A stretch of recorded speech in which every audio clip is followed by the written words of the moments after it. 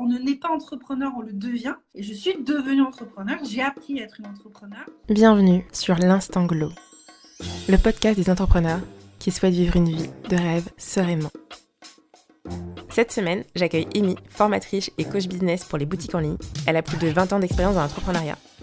Dans cet épisode, on parle de son organisation entre ses différents business et son rôle de maman solo au quotidien, de sa stratégie pour engager une assistante le plus rapidement possible, de ses différents déclics pour prioriser sa santé pour être sereine dans son business.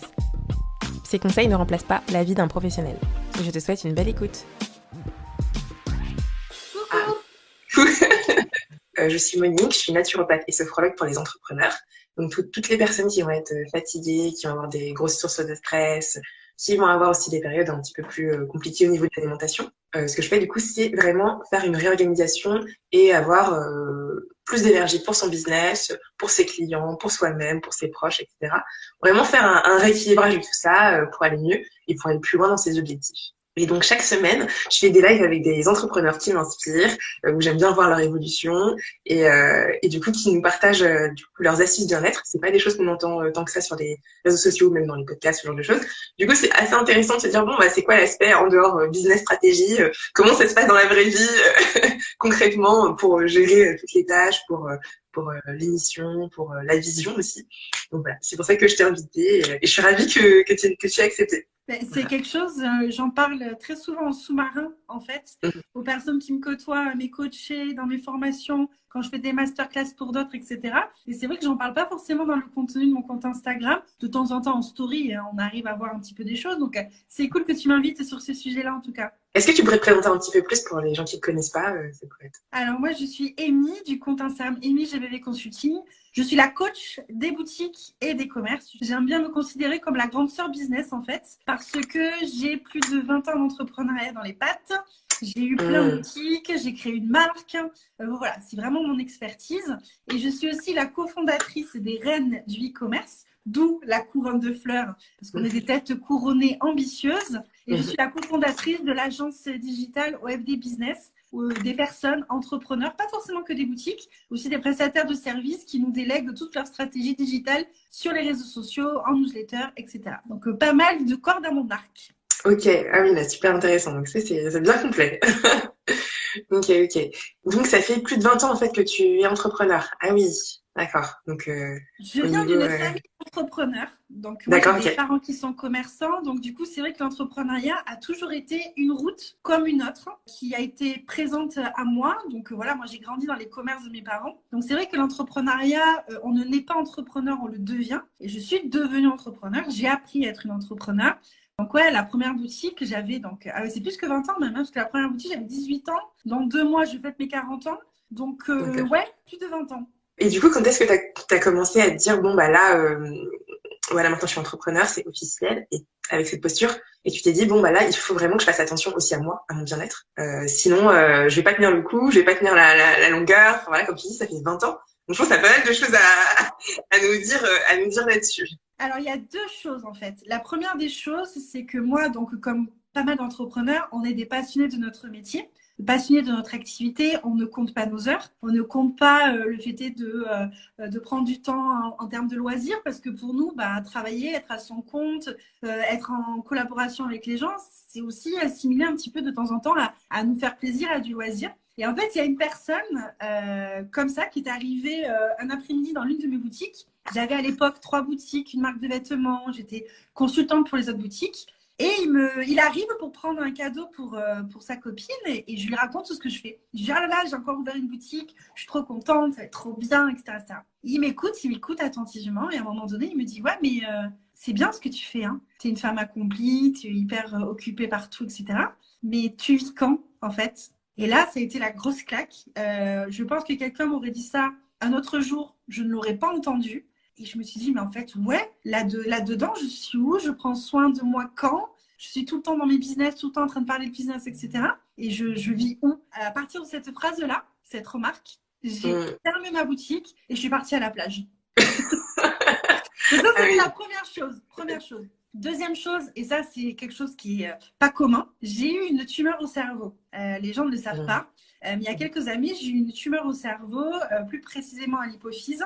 J'ai vécu en Australie. Et quand je suis arrivée en France, je suis tombée malade. Alors, je suis tombée malade, c'est arrivé à moi, à mon avis, car c'était un petit peu un choc des cultures. J'étais très heureuse en Australie. Je suis arrivée en France, je ne me reconnais plus dans mon pays, etc.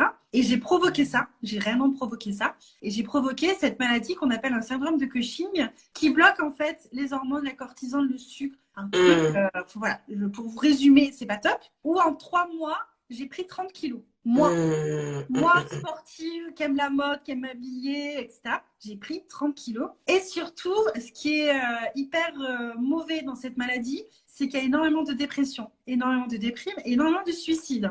Et moi, mon médecin, il me voyait sourire, il me voyait dynamique, il voyait faire plein de trucs et tout. Et puis, il m'a même amené dans un hôpital pendant 1 semaine pour regarder ce que je mangeais, pour, voilà. Vraiment, il comprenait pas. Et en fait, il s'est rendu compte que ma bouée de sauvetage, c'était le travail, c'était le fait que je sois active, que je me plaise dans mon boulot. Et je me suis vraiment rendu compte qu'il fallait que je me plaise dans mon boulot, mais il fallait que je me plaise aussi à part, au-delà de mon côté entrepreneur et de girl boss. Et c'est vraiment là où j'ai compris que non, il faut faire attention à soi. La santé, on n'en a qu'une. Et si tu ne prends pas soin de la créatrice de ton business, c'est-à-dire toi-même, ben, ton business, il ne va pas aller loin. Et pendant cette période de syndrome de Cushing, qui a été relativement longue, surtout quand on te file des médicaments, ben, c'est pas terrible. Ben, du coup, ben, je me suis rendu compte que non, il fallait m'écouter, écouter mon corps, écouter mes signaux et prendre soin de moi. Et en m'écoutant, notamment avec la sophrologie, ben, j'ai guéri assez miraculeusement d'ailleurs. La tumeur, elle a disparu. Comme quoi, il faut vraiment s'écouter pour aller bien, pour aller mieux et surtout pour être efficace dans son business. De toute façon, tout est lié. Hein. Les symptômes qu'on a du mental et physique, voilà, faut pas les ignorer en fait quand ils sont là et quand ils sont présents. Mais voilà quoi. Du coup, ça a été, c'est fort en fait. Ton déclic, ouais. C'est pour ça que j'étais contente que tu me contactes. Ce qui est fort, en fait, c'est que j'ai regardé ta dernière publication où tu parles d'énergie. Et en fait, ce qui est rigolo, c'est que quand on m'a parlé de ma maladie avec des énergies, d'une manière dont on ne m'avait jamais parlé. C'est-à-dire, moi, on m'a parlé hypophyse, de cortisol, on m'a parlé de plein de choses comme ça. Mais là, on m'avait parlé d'énergie. On m'a expliqué ma maladie et mon mal-être avec les énergies, avec le feu, avec les éléments. Et là, je comprenais ce qui se passait à l'intérieur de moi d'une autre manière. Et je pense que de conscientiser ça, et de comprendre les choses différemment permet déjà de guérir et d'avancer. Et voilà. Donc oui, en effet, énergie, tout ça, tout est lié. Du coup, c'est vraiment à ton retour en France où tout ça, en fait, a décuplé. Vraiment, donc c'est ton environnement, en fait, qui a changé drastiquement. Du coup, tu as mis en place directement, un suivi médical et un suivi aussi avec suivi médical, endocrinologue, des médicaments pas remboursés par la Sécu qui me coûtaient 150 € par semaine, des IRM, des trucs, voilà. Et au bout d'1 an et demi de ce traitement-là, je suis allée voir mon endocrinologue et j'ai dit, écoutez, ça marche pas, ça change mon humeur, je me sens pas bien, donc je pense que je vais m'écouter. Et si je vois la base de tout, c'est que je suis revenue en France, ça s'est déclenché. Donc, je vais juste déménager, en fait. Je vais juste partir. Et je suis partie aux Antilles. À Saint-Martin, où j'ai vécu pendant 8 ans. Okay. Et quand je suis arrivée à Saint-Martin, où j'ai vu une sophrologue, j'ai vu un médecin chinois qui m'ont expliqué ma maladie d'une manière différente, j'ai commencé à guérir jusqu'à être remise complètement, en fait. Ah oui, donc oui, tu t'es vraiment... tu t'es responsabilisée sur ce qui t'arrivait, en fait. C'est... voilà, t'as pas donné la faute à qui que ce soit ou genre de choses. Tu t'es dit, bon, voilà... Je prends ma santé en main et je fais des choses pour avancer dans ce côté-là. Ok, trop bien. Et du coup, à partir de là aussi, une fois que tu as mis ça en place, au niveau de ton business, ça a roulé mieux. C'était comment tu t'es, il y a des choses que tu as laissées, il y a des choses que tu as réarrangées. C'est-à-dire qu'au niveau de mon business, l'énergie était décuplée, forcément, parce que quand on a 30 kilos en plus une tumeur au cerveau, on est fatigué tout le temps, on dort tout le temps, on est de mauvaise humeur. C'est vraiment le haut et le bas. J'étais vraiment une bipolaire, en fait, vraiment à cette période-là. Et le fait est de m'écouter plus et de finalement écouter les signaux de mon corps. Quand j'étais fatiguée, je m'arrêtais. Quand j'étais pas inspirée, je m'arrêtais aussi. Quand j'avais besoin de faire une pause, j'arrivais à écouter mon corps. Je faisais une pause et du coup, dans mon business, évidemment, ça allait beaucoup mieux parce que j'attirais à moi que des choses extrêmement positives et j'attirais à moi, ce que je dis très souvent, et j'en parle en sous-marin, un peu d'abondance. C'est-à-dire que quand je lâche prise complètement avec mon business, que je prends soin de moi, que je vais à la plage, que je passe des moments de qualité avec mon fils, eh ben, j'ai des emails, j'ai des virements, c'est un truc comme ça. Voilà, c'est lié en fait. Donc, prendre soin de soi, c'est prendre soin de son business avant tout en fait. Trop bien, trop bien. Et maintenant, aujourd'hui, tu as une organisation qui est quand même différente. Comment tu fais donc, concrètement, comment tu fais? Alors aujourd'hui, donc, je suis revenue en France suite à l'ouragan Irma, parce que l'ouragan Irma a détruit boutiques, tout ça, tout ça. Donc, je suis revenue en métropole. J'avais pas forcément envie de reprendre des boutiques tout de suite. Donc, j'ai travaillé dans les boutiques de mon papa à Majorque, donc encore sur une île, hein, les Baléares, tout ça. Donc, des vibes à fond. Et suite au confinement, je venais d'apprendre que j'étais enceinte. Confinement est arrivé. Et là, j'ai eu cette envie d'être dans les coulisses des business des boutiques. C'est-à-dire que mon papa, qui est un vieux commerçant de 63 ans, m'a appelé en me disant « Je veux que tu ouvres un compte Instagram pour moi, que tu m'expliques c'est quoi l'algorithme et qu'on vende en ligne. » Et je me suis dit « Non, mais attends, si mon commerçant de papa de 63 ans veut se mettre sur les réseaux sociaux, je pense que la terre entière va vouloir se mettre sur les réseaux sociaux. » Et du coup, j'ai commencé à être une coach business vraiment dans une stratégie digitale. Mais comme j'ai eu des boutiques, j'ai pas pu m'empêcher de parler de stratégie commerciale. J'ai pas pu m'empêcher finalement d'être beaucoup plus complète et être vraiment le couteau suisse et la grande sœur business, le mentor business de par mes expériences pour les boutiques. Et du coup aujourd'hui, donc je travaille tous les jours, tous les jours. Je travaille du lundi au vendredi, mais je travaille seulement le matin. Je travaille de 9h à 14h. Parce que j'ai compris mon mode de fonctionnement. Le matin, je suis vraiment dans l'action. Si tu me dis demain à 6h, on va courir, je suis à fond. Bon, je ne vais pas courir le matin à 6h. Hein, je vous remets les trucs en place. C'est pas mon truc, pas encore en tout cas. Mais je travaille le matin de 9h à 14h. L'après-midi, je le passe avec mon fils. Vraiment la parenthèse où j'ai focus sur lui. J'ai des moments privilégiés. Je le couche. Et ensuite, le soir, je suis plus dans une période inspiration. C'est-à-dire, je vais traîner sur Pinterest, sur Canva, je vais écrire des articles de blog, des newsletters, etc. Et tout ça parce qu'en fait, j'ai compris mon mode de fonctionnement. Et de fonctionner comme ça du lundi au vendredi, c'est ce qui me correspond. Je suis beaucoup plus productive. Et voilà comment je fonctionne. Ok, non, trop bien. Donc, une organisation adaptée à toi. Et t'as mis combien de temps à peu près à voir un petit peu comment ça s'est passé, pour toi, pour que ça roule en fait, parce que du coup, il y a toujours des périodes de transition, on essaye, ça va pas, on réajuste. T'as mis combien de temps pour ça? Moi, j'ai commencé mon business, j'étais enceinte, en fait. J'étais enceinte. J'ai eu mon premier client, j'étais à la maternité, en fait, pour l'histoire. J'ai ouvert mon compte Instagram le 1er octobre. J'ai accouché le 15. Et j'ai eu mon premier client 15 jours après, peut-être, en lui disant, on va se calmer, on va commencer au mois de janvier quand même, parce que je viens d'accoucher. Voilà. Et finalement, je dis toujours que je n'ai pas de patron et que le seul patron que j'ai, c'est mon fils que j'appelle Baby Boss. Donc, les gens qui me suivent, je parle toujours de Baby Boss parce qu'en fait, c'est lui mon boss. C'est lui qui va savoir si je vais bien dormir cette nuit, s'il ne va pas trop se réveiller ou s'il va être de meilleure humeur, etc. ou s'il ne va pas être malade. Et finalement, je me cale un petit peu à son rythme, je dois dire. Et quand on a un bébé, en fait, en plus, je suis une nouvelle maman, hein, finalement. J'ai qu'un Baby Boss qui est celui-ci. Donc, je suis devenue maman tardivement. J'aime bien dire que j'ai 20 ans d'entrepreneuriat en expérience, mais j'ai 1 année et demie d'expérience en tant que maman. Donc, du coup, il a fallu que je gère un petit peu cette maternité, que je lâche prise sur les choses que je ne pouvais plus faire aussi rapidement que d'habitude. Et ça, c'est un gros travail quand on devient maman et qu'on est entrepreneur. Et en fait, ça s'est mis au fur et à mesure, mais je pense, j'ai mis vraiment 6 mois pour vraiment trouver mon rythme, pour que lui aussi trouve son rythme aussi, et surtout pour avoir un certain lâcher-prise. Le lâcher-prise de « j'ai pas pu faire toutes mes tâches aujourd'hui », mais c'est normal, je suis maman, et en plus je suis maman solo, donc voilà, il faut que tu lâches prise là-dessus, et c'est pas comme avant, et tu peux pas être aussi productive. Et c'est pas grave, les gens attendront. Si tu leur donnes vraiment de la valeur et ton expertise, et qu'ils sentent ton implication, ta passion et ton authenticité, que tu répondes pas dans la minute à un message et que tu réponds que le lendemain, c'est pas grave tant que tu y réponds. Là, tu touches un point qui est vraiment essentiel pour toutes les mamans ou même les futures mamans, parce que c'est toujours quand on a ce compte entrepreneur, c'est des vraies questions qu'on se pose à un moment. Là, j'ai des enfants ou si j'ai envie d'avoir des enfants, comment je me situe, comment je me mets en pause, comment je l'explique à mes clients, comment je gère aussi cette culpabilité aussi de se dire bah je peux pas tout faire tout de suite. Et ça c'est vraiment un point hyper clé parce que du coup on est un peu dur envers soi-même en fait sur ça.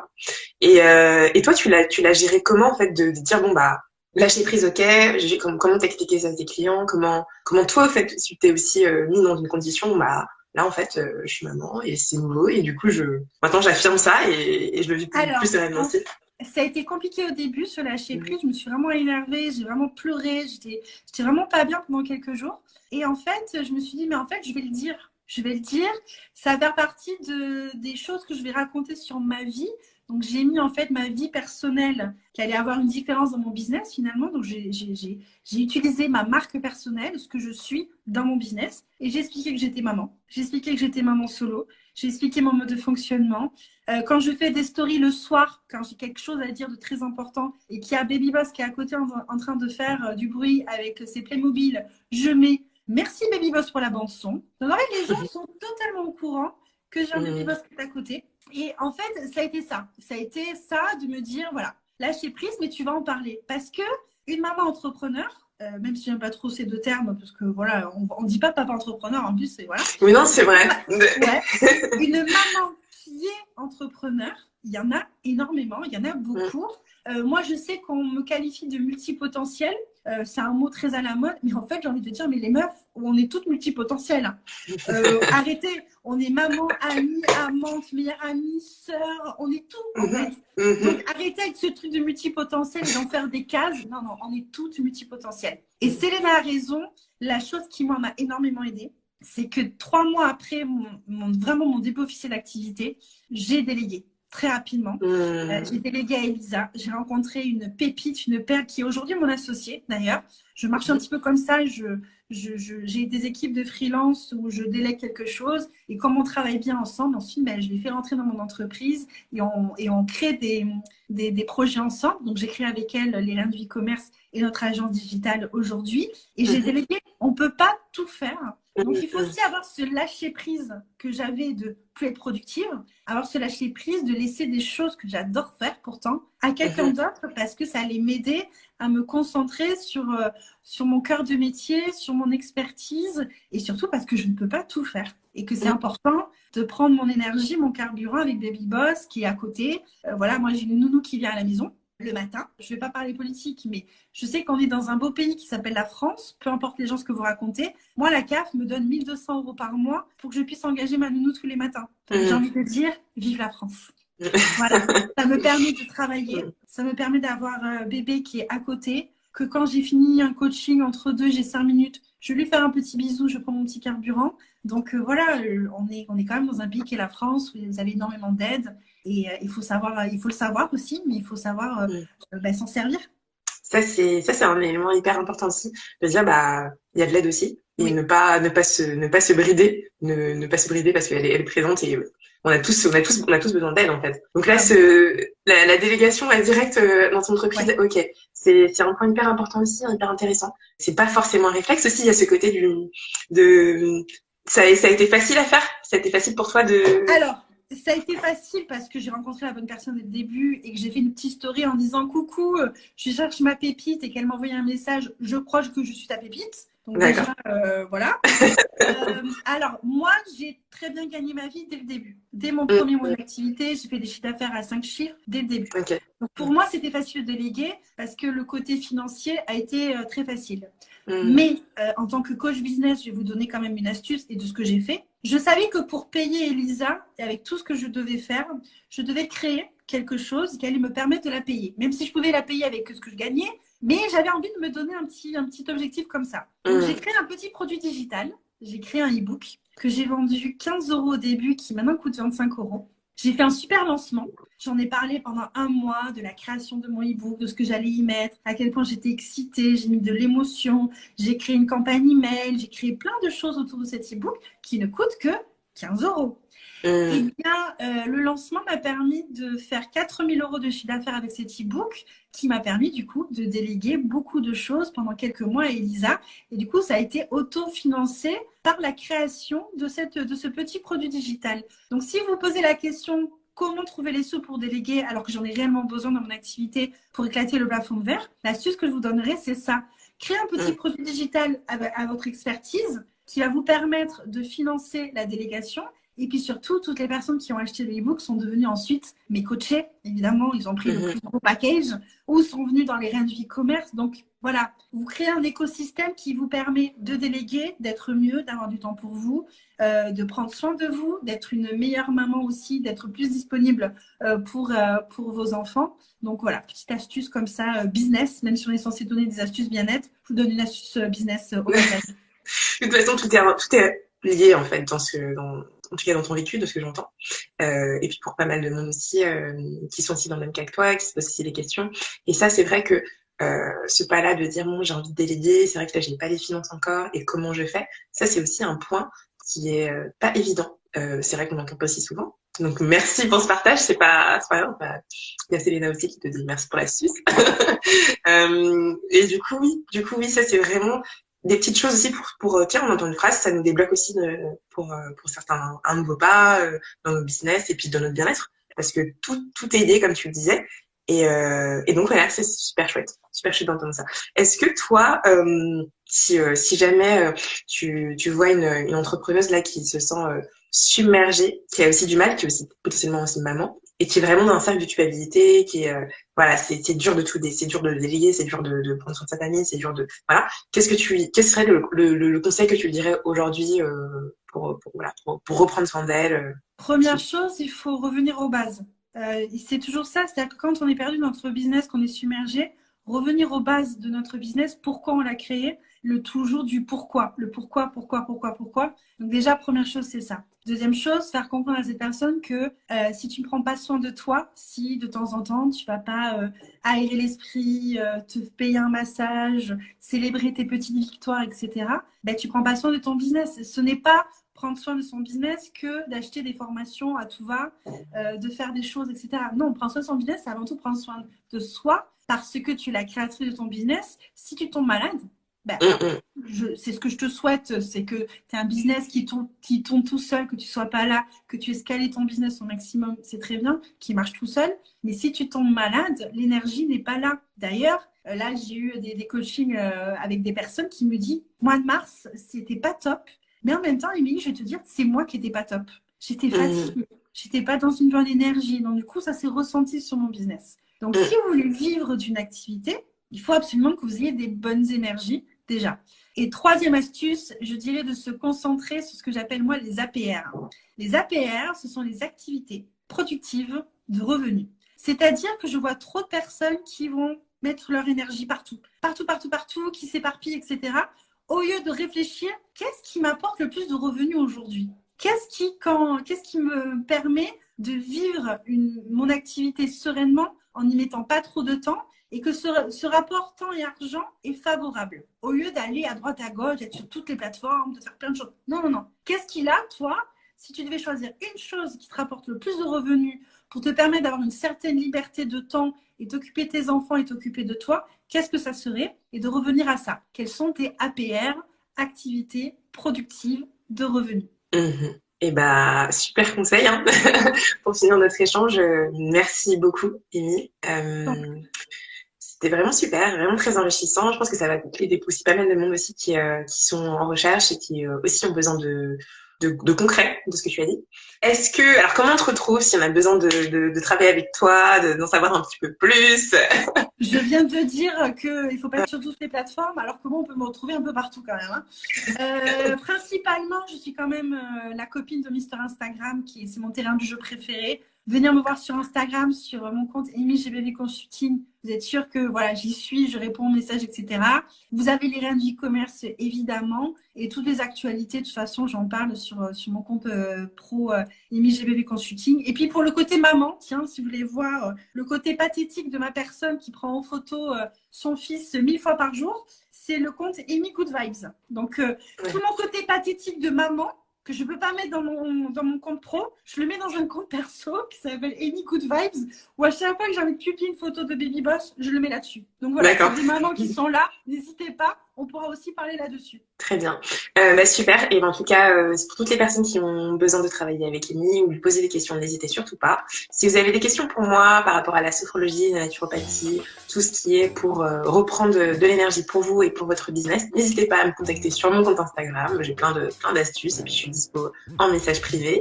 Et puis à très vite, Amy. Merci pour cet échange et ce partage. À très vite. Merci à toi. Bonne journée. Merci d'avoir écouté. Si tu es encore là, c'est peut-être que l'épisode t'a plu. Si c'est le cas, rendez-vous sur moniquemamo.com pour accéder à toutes les notes et les ressources de l'épisode. Je t'invite également à t'abonner sur ta plateforme préférée et à me laisser un commentaire 5 étoiles. À très vite au prochain épisode.